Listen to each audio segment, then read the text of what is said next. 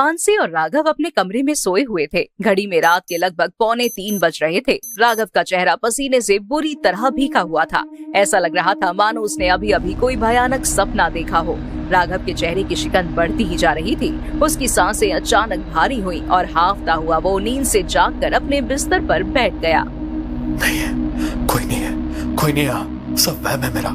उसकी आवाज सुनकर मानसी की भी नींद टूट गई। क्या हुआ तुम्हें? तुम ठीक तो हो ना? मुझे बचा लो। यहाँ पर हमारे अलावा कोई नहीं है राघव, और कोई नहीं मारेगा तुम्हें। पता नहीं किस बात से तुम इतना घबरा रहे हो। देखो सब कुछ बिल्कुल ठीक है। तुम भगवान का नाम लो और सो जाओ, और मैं तो तुम्हारे पास हूँ ही ना, कुछ नहीं होने दूंगी तुम्हें। मानसी ने राघव के सर पर हाथ फेरा और उसे सुला दिया। मानसी राघव की गर्लफ्रेंड थी। 6 महीने पहले राघव और मानसी एक पार्टी में मिले। धीरे धीरे दोस्त बने और फिर उनकी दोस्ती प्यार में बदल गई। दोनों लिव इन रिलेशनशिप में रहते थे, लेकिन कुछ दिन से राघव की हालत कुछ ठीक नहीं थी। वो हमेशा घबराया रहता और अचानक नींद में हड़बड़ाकर उठ जाता। अगली सुबह राघव ऑफिस जाने के लिए तैयार हुआ। घर के बाहर उसकी गाड़ी पार्क थी। उसने जैसे ही गाड़ी का दरवाजा खोला तो अंदर का नजारा देखकर वो बुरी तरह डर गया। उसकी ड्राइविंग सीट पर एक मुर्गी की कटी हुई गर्दन और उसका धड़ गिरा हुआ था, और पूरी सीट पर खून ही खून फैला हुआ था। ये देखकर राघव जोर से चिल्लाया और सीधा घर के अंदर भागा। राघव क्या हुआ तुम्हें? तुम इतना डरे हुए क्यों हो? मानसी, मेरी गाड़ी में वो। क्या हुआ तुम्हारी गाड़ी को? तुम मेरे साथ चलो। राघव मानसी को बाहर लेकर गया, लेकिन जब उसने मानसी को गाड़ी का दरवाजा खोलकर दिखाया तो अंदर कुछ भी नहीं था। यहाँ तक कि खून के छींटे भी सीट पर नहीं लगे थे। क्या? अरे अभी तो वो मुर्गा और उसकी गर्दन और खून के छींटे थे इस सीट पर। मैं सच कह रहा हूँ मानसी, अभी था वो यहाँ। रिलैक्स, शांत हो जाओ राघव, कुछ भी नहीं है यहाँ पर। शायद तुम्हें फिर से कोई भ्रम हुआ है। प्लीज तुम अपनी दवाइयाँ टाइम पर लो। मैंने तुम्हारे बैग में भी तुम्हारी मेडिसिन रखी है। ऑफिस जाकर याद से खा लेना प्लीज। और कुछ नहीं है यहाँ पर, जस्ट रिलैक्स। मानसी ने राघव को समझाकर शांत किया। राघव कार ड्राइव करके ऑफिस के लिए निकला, लेकिन पूरे रास्ते उसके दिमाग में बस यही बातें चल रही थी। ऑफिस पहुंचकर उसने अपना लैपटॉप निकालने के लिए अपना बैग खोला, लेकिन तभी उसे अंदर कुछ चुभा और उसकी उंगली से खून निकलने लगा। उसने जल्दी से लैपटॉप बाहर निकाला और बैग के अंदर देखा तो बैग के अंदर एक नींबू रखा हुआ था, जिस पर बहुत सारी पिन्स चुभाई गई थी, और नींबू के अंदर से लाल रंग का खून निकल रहा था। ये नींबू, ये खून, ये सब क्या हो रहा है? सुबह कार में वो जो कुछ भी हुआ, और अब ये कुछ ना कुछ तो हो रहा है मेरे साथ, लेकिन कुछ समझ नहीं आ रहा। मैं मानसी से बात करूंगा, उसे दिखाऊंगा, तब उसे मानना ही पड़ेगा कि ये सब मेरा कोई भ्रम नहीं है। शाम को राघव घर गया और उसने सबसे पहले अपना बैग खोलकर मानसी को पिन से चुभा हुआ वो नींबू दिखाया, जिसके अंदर से अभी भी खून टपक रहा था। ये देखो, मैं तुम्हें कह रहा था ना कि कुछ न कुछ गड़बड़ जरूर हो रही है। कोई टोटका कर रहा है मुझ पर।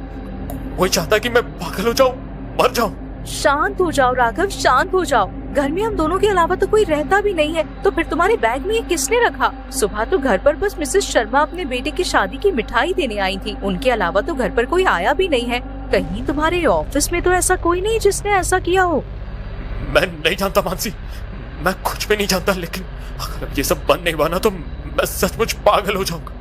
नहीं, तुम चिंता मत करो राघव, मैं कुछ करती हूँ। अच्छा चलो, अब तुम चेंज कर लो और खाना खा लो। मानसी ने पहले राघव की नजर उतारी और फिर दोनों के लिए खाना सर्व किया। राघव ने खाने के कुछ निवाले तो ठीक से खाए, लेकिन थोड़ी देर बाद वो खाते हुए अचानक रुक गया। उसकी प्लेट में अनगिनत कॉकरोच और कीड़े रेंग रहे थे। उसने अपनी प्लेट को दूर फेंक दिया और खाने के निवाले को चिल्लाते हुए मुंह से बाहर निकालने लगा। राघव क्या हुआ तुम्हें? तुमने इस तरह खाना क्यों फेंक दिया? इस खाने में कीड़े, मैंने कीड़े खा लिए। ये मैंने क्या किया? राघव ने डर कर अपना सर पकड़ लिया और वहाँ बैठकर रोने लगा। उसकी हालत देखकर मानसी की भी आंखें भर आईं। उसने राघव को शांत किया और उसे अंदर ले जाकर उसने उसे नींद की दवाई दे दी। थोड़ी देर बाद राघव को नींद आ गई, लेकिन मानसी के दिमाग में अब राघव की ही चिंता चल रही थी। पता नहीं क्या हो गया है राघव को, आजकल इतना अजीब बर्ताव क्यों करने लगा है? जब मैं इससे मिली थी तब तो ऐसा कुछ नहीं था। शायद राघव ठीक कह रहा है, कोई है जो उसे पागल करना चाहता है, उसके ऊपर तरह तरह के टोटके कर रहा है। और वो नींबू। कुछ दिन और इसी तरह बीते। राघव नींद की गोली खाने के बाद भी हर रात हड़बड़ा कर उठ जाता। धीरे धीरे उसकी हालत किसी मेंटल पेशेंट जैसी होने लगी थी। तभी कुछ दिन बाद उसका बर्थडे आया। उसका मूड फ्रेश करने के लिए मानसी उसे बाहर डिनर पर लेकर गई। मैंने कहा था ना, तुम बाहर आओगे तो तुम्हारा मूड फ्रेश हो जाएगा। चलो अब सेलिब्रेशन तो हो गया, घर चलते हैं वरना बहुत देर हो जाएगी। दोनों कार में बैठकर घर के लिए निकले, लेकिन राघव के चेहरे पर कोई भी खुशी नहीं थी। वो घर पहुंचे तो घर के मेन गेट पर कुछ अजीब सा सामान बिखरा हुआ था। एक नर कंकाल की खोपड़ी, लौंग के कुछ दाने और उसके साथ सिंदूर बिखरा हुआ था। ये देखकर उन दोनों के होश उड़ गए। ये सब क्या है? अब तो ये कुछ ज्यादा ही हो रहा है। हम कल के कल ही पंडित जी के पास जाएंगे और जो भी ये सब कर रहा है ना, मैं उसे छोड़ूंगी नहीं। राघव की आंखों में डर साफ दिखाई दे रहा था। वो इतना घबराया हुआ था कि अंदर जाने को भी तैयार नहीं था, लेकिन मानसी उसे हिम्मत देते हुए घर के अंदर लेकर गई। राघव अंदर अपने बेड पर बैठा था। मानसी कपड़े चेंज करने के लिए वॉशरूम गई थी। तभी मानसी को राघव के चिल्लाने की आवाज आई। वो जैसे ही रूम में आई तो देखा कि रूम के फ्लोर पर खून बिखरा हुआ है, जो अभी थोड़ी देर पहले तक कमरे में नहीं था। खून। मैं आराम से यहाँ पर बैठा था मानसी, और अचानक फर्श पर खून की ये बूंदें ऊपर आई। मुझे बहुत डर लग रहा है मानसी, ये सब क्या हो रहा है? तुम डरो मत राघव, कभी कभी बिल्ली घर पर आ जाती है। कितनी बार वो घर पर मरा हुआ कबूतर पकड़ के ले आती है। हो सकता है शायद उसी का खून होगा। मैं इसे साफ कर देती हूँ। मानसी खून साफ करने के लिए पोछा लेकर आई, लेकिन वो जितने ज्यादा खून की बूंदें साफ कर रही थी, उसे आगे तक और ज्यादा खून की बूंदें दिखाई दे रही थी। बिस्तर के नीचे भी खून की बूंदें फैली हुई थी।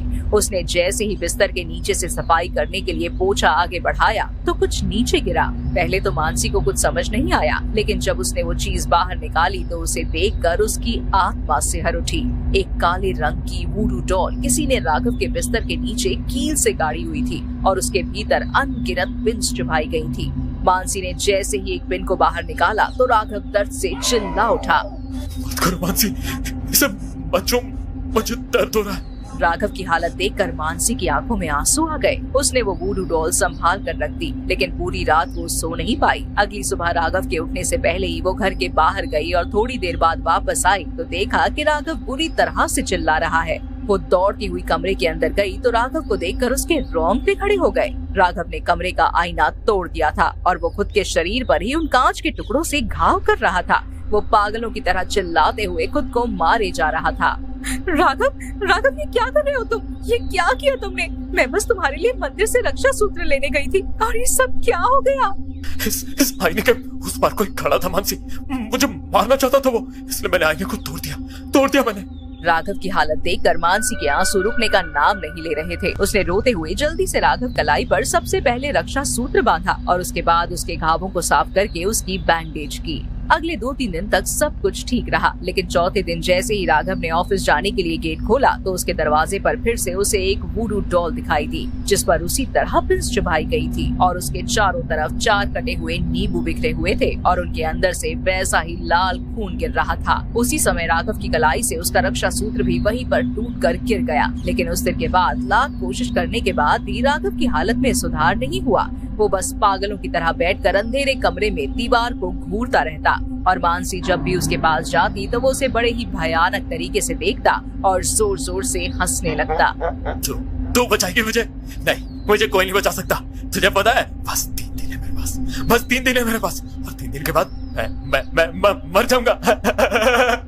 अब मैं ये सब नहीं संभाल सकती। मैं आज ही राघव के घर वालों को कॉल कर दूंगी। मुझे कुछ भी करके राघव को बचाना होगा। मानसी ने राघव के घर वालों को कॉल किया। वो गांव में काफी दूर रहते थे तो राघव के पास पहुंचते पहुंचते उन्हें लगभग 2 दिन लग गए। 2 दिन बाद वो घर आए तो घर की डोरबेल बजी। मानसी दरवाजा खोलने ही गई थी, तभी उसे अंदर से राघव की चीख सुनाई दी। वो सभी जल्दी से दौड़कर अंदर कमरे में गए तो राघव अंदर नहीं था, लेकिन वॉशरूम से पानी चलने की आवाज आ रही थी। उन्होंने अंदर जाकर देखा तो राघव ने अपना सर वॉश बेसिन के कांच में दे मारा था। पूरे बाथरूम में उसका खून फैला हुआ था। उन्होंने उसे जैसे तैसे करके बाहर निकाला, लेकिन जब तक वो उसे अस्पताल लेकर गए तब तक राघव अपनी आखिरी सांसें ले चुका था, लेकिन अभी भी उसके चेहरे पर एक भयानक मुस्कान थी। उसके घर वालों का रो रो कर बुरा हाल था। मानसी की आंखों में भी आंसू थे। वो ये सब कुछ सह नहीं पा रही थी कि जिस लड़के के साथ उसने शादी करने के सपने देखे थे वो इस तरह चल बसा। मानसी खुद को संभालते हुए अस्पताल से बाहर आई, लेकिन तभी उसने अपने हाथ की तरफ देखा और मुस्कुराने लगी।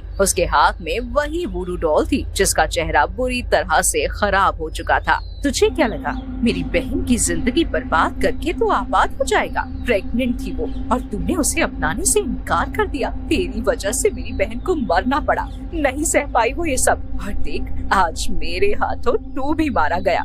कितना सुकून मिला है मुझे आज। मेरी बहन का बदला पूरा हुआ। अब उसकी आत्मा मुक्त हो पाएगी, लेकिन तेरी आत्मा को तो शायद मरने के बाद भी मुक्ति नहीं मिलेगी।